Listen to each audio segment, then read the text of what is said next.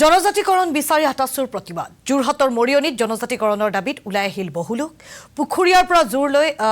সমদল আমি জনাইছো জনজাতিকৰণৰ দাবীৰে এই প্ৰতিবাদ যোৰহাটৰ আমি দৃশ্যাংশ দেখুৱাম যোৰহাটত উপস্থিত আছে আমাৰ জ্যেষ্ঠ সাংবাদিক বসন্ত দত্ত আমি পোনপটীয়াকৈ বসন্ত দত্তৰ কাষলৈ গৈছো ছয় জনগোষ্ঠীৰ জনজাতিকৰণৰ দাবীৰে ৰাজ্যৰ ভিন্ন প্ৰান্তত প্ৰতিবাদী কাৰ্যসূচী অব্যাহত ৰাখিছে আজি যোৰহাটৰ পৰা কি দৃশ্য দেখুৱাব কি কয় প্ৰতিবাদকাৰীসকলে তেওঁলোকৰ মূল দাবী কি তেওঁলোকৰ মুখেৰে শুনিব বিচাৰিছো বসন্ত দত্ত হয় হয় মৰি ইতিমধ্যে ক'ব লাগিব সদিয়াৰ পৰা ধুবুৰীলৈ জনজাতিকৰণৰ দাবীত বিভিন্ন জনগোষ্ঠীয়ে ইতিমধ্যে প্ৰতিবাদ সাব্যস্ত কৰিছে আৰু আজিও যোৰহাট উপকণ্ঠ মৰিয়নিত টাই আহোম ছাত্ৰ সন্থা আৰু চাওদাং জাতীয় পৰিষদৰ নেতৃত্বত হাজাৰ হাজাৰ মানুহ ৰাজপথলৈ ওলাই আহিছে জোৰ সমদল কৰিবৰ কাৰণে আৰু তেওঁলোকৰ প্ৰাপ্যৰ দাবীত তেওঁলোকে ইতিমধ্যে পুখুৰীয়াৰ এক বৃহৎ খেলপথাৰত উপস্থিত হৈছে আৰু সকলোৱে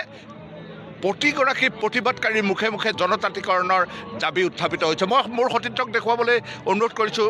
যে হাজাৰ হাজাৰ মানুহ যোৰহাটৰ এই যি পুখুৰীয়াৰ যি খেলপথাৰ আছে সেই খেলপথাৰত উপস্থিত হৈছে আৰু সকলোৱে দাবী উত্থাপিত কৰিছে একেমুখে তেওঁলোকক জনজাতিকৰণ লাগে আৰু যোৰহাটৰ যি চাওদাং জাতীয় পৰিষদ আৰু টাই আহোম ছাত্ৰ সন্থাৰ নেতৃত্বত এইসকল ব্যক্তি ওলাই আহিছে যোৰহাটৰ মৰিয়নিৰ ৰাজপথলৈ আমি পোনে জানিব বিচাৰিম চাওদাং জাতীয় পৰিষদৰ মুখ্য যিগৰাকী ব্যক্তি তেওঁৰ পৰাই জানিব পাৰিম প্ৰথমে যে আজি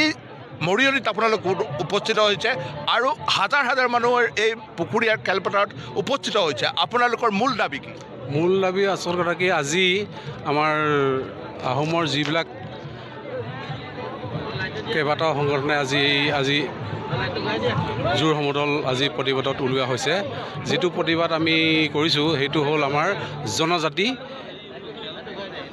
আৰু স্বায়ত্ব শাসন দিয়া আহোমক জনজাতি দিবই লাগিব আৰু এইটো দিবই লাগিব এইটো আমি অতীজৰ পৰা জনাই আহিছোঁ গতিকে আহোমক জনজাতি যেতিয়ালৈকে নিদিব আমি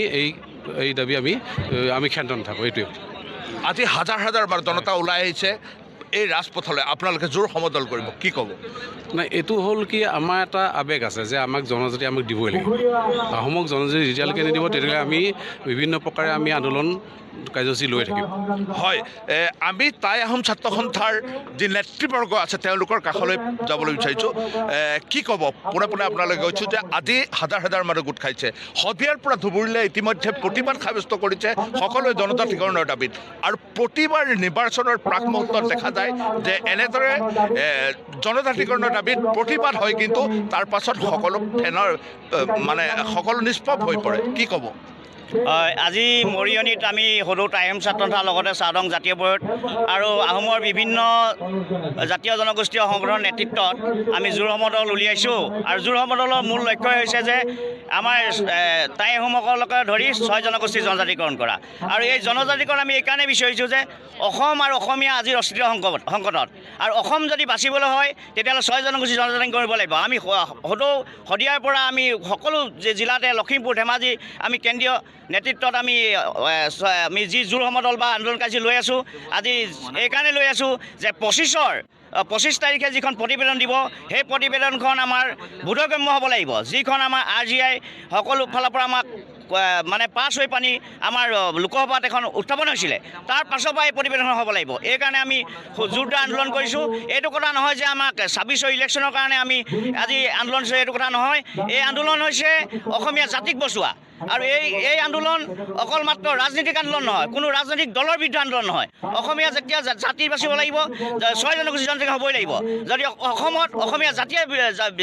যদি জীয়াই নাথাকে তেতিয়াহ'লে কোনখন অসমত অসমীয়াসকল থাকিব গতিকে আমাৰ আহোমসকলৰ এটা নেতৃত্ব লৈছোঁ আৰু আহোমসকলে নেতৃত্ব এইকাৰণে লৈছোঁ আমি 600 বছৰ ৰাজত্ব কৰি গৈছোঁ গতিকে 600 বছৰ ৰাজত্ব কৰি যোৱা এটা জাতিয়ে আজিৰ তাৰিখত আমি পণ লৈছোঁ যে অসমীয়া জাতি বসন্ত দত্ত যোৰহাটৰ পৰা সামগ্ৰিক পৰিৱেশ পৰিস্থিতি দেখুৱালে এয়া তেওঁলোকৰ দাবী তেওঁলোকক লাগে 6 জনগোষ্ঠীৰ জনজাতিকৰণ আৰু ইতিমধ্যে নিৰ্বাচনৰ পূৰ্বেই সেই জনজাতিকৰণ কৰিবলৈ তেওঁলোকে দাবী জনাইছে ৰাজ্য চৰকাৰলৈ অন্যথা তেওঁলোকে সেই 26ৰ নিৰ্বাচনৰ পূৰ্বে এই আন্দোলন অধিক তীব্ৰতৰ কৰি তোলাৰ হুংকাৰ প্ৰদান কৰিছে ধন্যবাদ জনাইছোঁ বসন্ত দত্ত সামগ্ৰিক পৰিৱেশ পৰিস্থিতি আমাক দেখুৱাৰ বাবে